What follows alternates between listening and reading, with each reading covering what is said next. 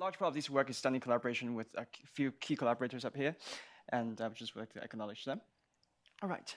So I'm a grad student, and okay. So goal for this talk, I would like to just very, very, very briefly summarize where we are at detecting high redshift galaxies. And by high redshift, I mean a redshift 4 and above galaxies forming before and during reionization, those guys who actually reionize the universe, and what JWST I hope they can be found. And also illustrate how a number of planned upcoming instruments, not just GWST, but also Euclid and WFIRST can work together, and how the synergy can really boost our understanding of high redshift galaxy population. And of course, all of these are from a galaxy formation graduate student point of view, also theory. Meaning that I might be the, I'm really looking forward to actually using Origin Space Telescope when I flip through the interim report from last year. Again, and that's the reason why I still have this old image sticking there, because, you know, I know it's outdated. I learned it last night at dinner, but that's the thing I read. Okay, next time I talk about it, I clean it up. So let me start with what I actually do. So I am a member of a JWST early release science team. I'm with Sears, and I've recently just joined the WFIRST science investigation team. And my job there is to supply mock catalogs. I'm sorry, Kartik, are you? No, okay. I know he just hates mock catalogs. Okay, so I created mock catalogs for these kind of upcoming surveys, very similar to what the Candles team had, and is using the Santa Cruz semi-analytic model. And we hope that this will help optimize observing strategies in the future, and also how to even use this telescope, and what do we expect these future telescopes to see. So this is a mock image that we created in collaboration with Greg Snyder, Harry Ferguson, my boss, Rachel Somerville, and some other colleagues for upcoming GWST survey. I'm not sure if I can show it, but I ask around and no one stops me, so I guess I can. All right, so don't blink and look up. And here we go. It's a fairly large image, and I can zoom in for quite a lot. This is and also pan it across. So we hope to detect these galaxies. So this is not just a mock image, but this is also going into the pipeline where we're developing for the ERS survey. And these galaxies are predicted based, so it's based on dark matter halo simulation called Bouchard-Planck in light cone format produced by Peter Baruzzi using the Santa Cruz semi-analytic model. And then these galaxies, because it's a SAM, I'll explain what a SAM is. I'm obligated to by this point. But this galaxy's image, spatially resolved image with the disk size and height, are from Illustra's original galaxy, the original simulation. All right, so why do we care about them? Because these galaxies resembles the progenitor of our Milky Way galaxy, and these might as well be the ones who reionize the universe. We just don't know, and we don't see them just yet. So we want to be able to see them and understand them, at least quantify how many are there out there. All right, so we have heard SAM, or the semi-analytic model, several times today. But let me just quickly explain what it is. So when I say I do simulations, if what pops in your mind is box of particles evolving, spinning spiral galaxies, galaxy colliding, and then exploding supernovae going off, blowing gas out, or large-scale structure cosmic web like that Millennium simulation, get all of those out of your mind. Okay, it's not that kind of simulation. So SAM, let me just, not criticizing, but with all due respect, conventional numerical simulations are awesome because they allow us to recreate and to witness physical processes that way we may never be able to see with a telescope, and we learn physics. But they're very expensive. Imagine you giving a fixed amount of computational power, certain amount of CPU and time. Then you inevitably and a box full of particles. And inevitably, you have to decide on how big of a volume to simulate and at how high resolution. So either you have a really big box with very low resolution, or a small box with very high resolution and not very many massive objects. So the SAM is trying to simulate a wide mass range of galaxies at a relatively low cost, and I'll get into that in a bit. So we start off with a set of physical parameters. These parameters for example, these three listed here related to star formation, how star formations can scale with either cold gas or molecular hydrogen. but with a set of physical parameters that are only calibrated once at redshift 0, and we do not return that at high redshift, otherwise it loses its purpose. We use a list of carefully curated physical recipes to trace how baryonic processes will shape global galaxy properties inside dark matter halo. So that's the SAM. And then we run the SAM down a dark matter halo merger trees, meaning that this is the dark matter halo merger history. We care about the progenitor mass and when a merger happened, the merger history of a dark matter halo. So these can either be extracted from n-body simulation or be constructed using extended press trajector, as Chris mentioned in his talk. So for this project, we use EPS. And we just run down the tree and trace how galaxies inside this halo evolve with the SAM. And we get a list of physical properties out at the end. So this is great. It's efficient. And then we forward model that into observables that all the observers are interested, like what you can actually see with a lens and telescope. All right. So let me get some of the things out of the way. So I already mentioned that the SAM is only calibrated once at redshift 0 with a subset of observations. So this is the calibration plot. Blue line is the SAM. And this is the predicted stellar mass function from redshift 4 to 10. And this is very encouraging because we do not need to include new physical recipes. We do not need to retune any parameters. And we can naturally produce the needed required evolution of stellar mass function that fits the current observations, which is amazing, I think. At least that one thing we can say is that we include to the first order the important processes that needed to shape the stellar mass population. And besides that, we can also fit observations to star formation rate function simultaneously, again, across all available redshift. And the UV luminosity function. So the dashed line there is without dust, and we have to put in some amount of dust and assume some attenuation to get the luminosity function to work. But because it's a SAM, we get a wide range of physical properties out fairly easily. So we can also cross-correlate all of these properties and get to know what the high redshift galaxy populations are like. All right, so these are the pros and cons. The SAM really operates across a very wide mass range. So we go down to the atomic cooling halo, all the way out to the very massive things that are reasonably rare at at a given redshift. And we're very efficient, as I mentioned several times. We can process millions of halos overnight on the laptop. And we are really, really efficient that I have to say that again because we can easily rerun the SAM and just change the physical parameters and see how modeling uncertainties, there are things that we don't know. How would that change or how would that impact our predictions? And we can also control what physics goes in there. For example, in the past, we had this cold gas-based star formation recipe, and now we have molecular-based star formation recipes. And we really see that it makes a difference. However, there's also, I'm not saying the SAM is great at doing everything. There are things that we cannot do. For example, we do not spatially resolve our objects, because as Rachel would put it, the SAM is modestly a simple bookkeeping scheme. We keep track on how things get change from one thing to the other, how hot gas cool and cold gas, how cold gas forms stars, how stars turn to supernovae, how they reheat gas and then push out material. But we do not spatially resolve our galaxies, so we cannot tell you, okay, there are a bunch of stars in one side of the galaxy and there's none on the other side. We do not do that. Also, there are several other shortcomings, but you can check it out on your own. All right, so back to the question, what can JWST see? So this is the stellar mass function. Just for this one time, replace them with the assistive axes. So the vertical shows you the count in terms of volume, density, and the x-axis shows you the stellar mass, lower mass to the left, and more massive objects to the right is basically a histogram of stuff. The data points up there are the latest observations from Duncan and Mimi Song.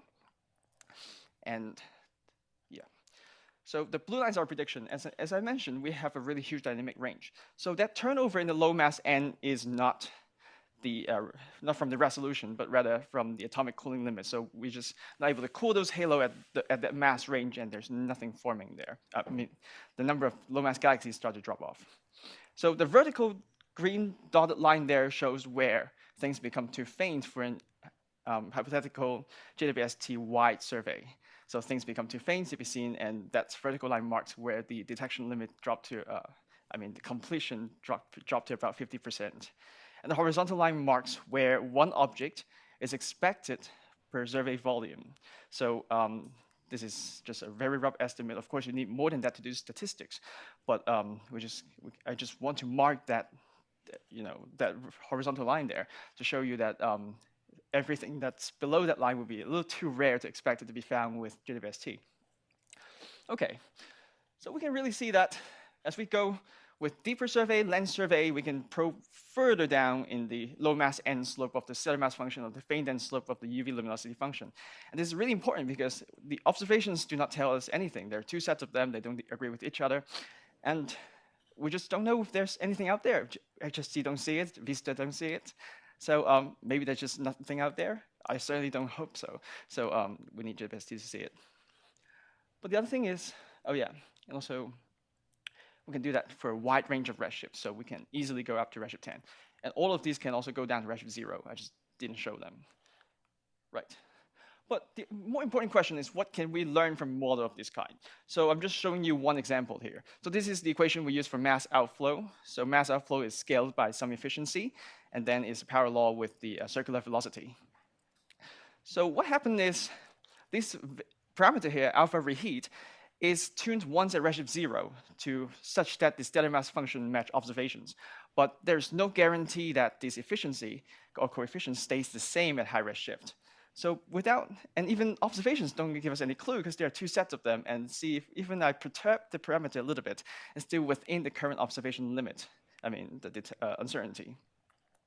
So so this thing, I'm just demonstrating that if we turn feedback stronger, then there are fewer galaxies forming at high redshift. And if we make feedback weaker, then there are more low mass galaxy forming at this redshift.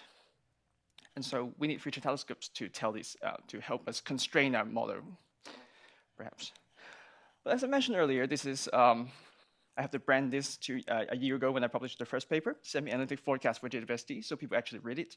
But these predictions are not actually just for GWST, but they are good for everything that comes after GWST with stronger sensitivity, with wider survey area, anything that is capable of detecting high redshift galaxies.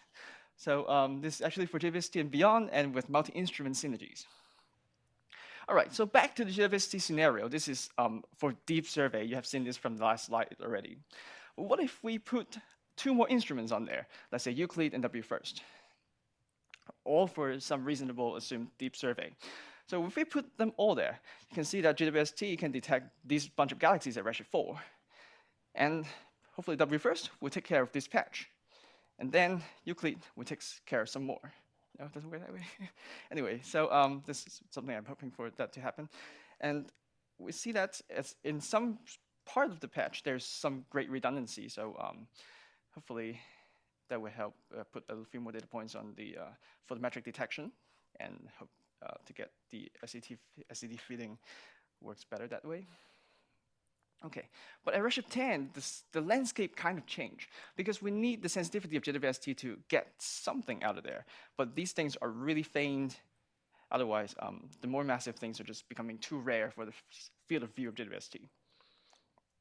And WFIRST hopefully will be able to cover this patch, and Euclid, if it does what it does. Okay, but the point to make here is at redshift 10, we really need all of these instruments to fully sample the full mass range at redshift 10 for the stellar mass function. And again, I did this for a wide range of redshift, and I have to apologize because this plot was made a year ago for another talk in another conference David Spergel organized, but LSST was on there, actually. SST was on there, and the color scheme doesn't match what shows on the left. But so yeah, we need all these telescopes, and they work together. So from a different perspective, this is the UV luminosity rest frame versus stellar mass plane for redshift 4 and 10. So this is what I hope GWST will be able to cover. And then WFIRST, and then Euclid. This is just a fun and quick way to demonstrate how these instruments work together and provide joint constraint to fully constrain the entire galaxy population. and we have one model that can make these predictions for the entire galaxy population. All right, so I've been talking a lot about multi-instrument survey, but all photometric and all surveying starlight, UV emission from res frame redshifted into infrared. But besides that, we can also conduct multi-tracer survey in conjunction with ALMA. So JWST and some other instruments will enable us to survey this, stellar properties from these high redshift galaxies. But with ALMA, we'll hopefully be able to probe some of the gas property as well from molecular emission. So this is some predictions that was done in collaboration with Gergo Popping. So this year he published a paper on the art of modeling molecular gas emission, and this vertical axis, this emission is from his model. So by putting these two together, we can already make some predictions for how ALMA and JWST can work together and constrain both the gas and stellar properties for high redshift galaxies. So where does Origins fit in the lineup? So I must say the first talk from this morning has really beautiful slides, and one day if I talk for Origins, I will steal some of those for my own talk. But this is what I have for now. Also from these figures are from the interim report from last year. So Origins is a powerhouse for spectroscopic survey.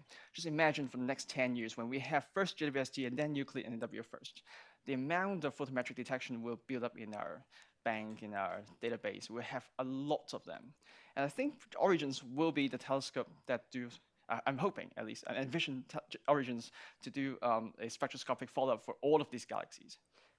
I'm saying all. I'm really hoping that happens.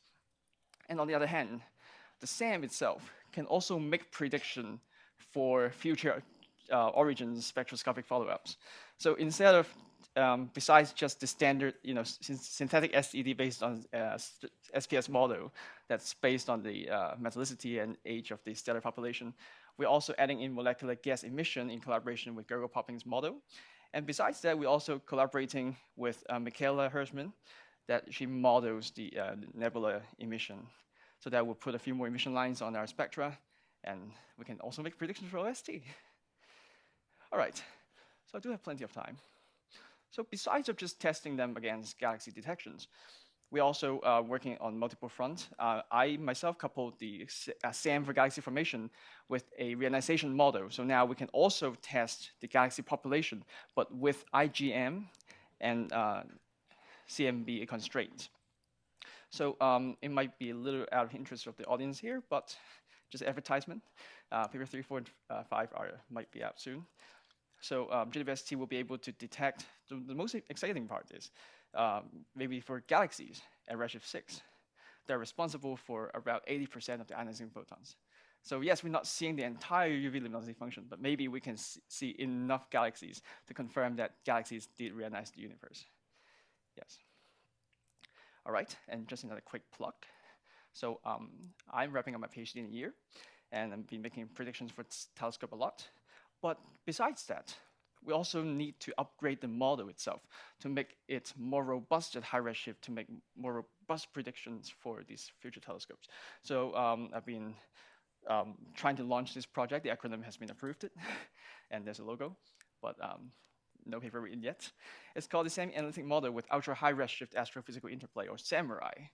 So, right, I love this name, and I really hope to just bring this project to life. So the idea is that we have a well-established Santa Cruz SAM that makes predictions that work for now. But in the future, we need to, if we try to go up to redshift 15, we need to implement physical processes that we know it matters at high redshift, but we still don't have. For example, self-consistent stuff for population 3 stars, and maybe the creation or destruction of dust, along with a few others. So just a quick plug, and if you have an idea, have a strong preference of physical processes I definitely should include in my model, please tell me. And as an observer, in the next decades or two, if there's anything that you really want me to make predictions for very quickly, please also let me know. I will try my best to incorporate those. Here's my summary. So we learned that it's an exciting time to study high redshift galaxies, and we have a line of instruments that can do it. And Origins is going to be a great addition to the lineup, and I really sincerely hope that it really comes to life so I can actually use it. And our group will continue to develop many bells and whistles to improve the semi-analytic model to make more catalogs and predictions for these future telescopes. All right, thank you.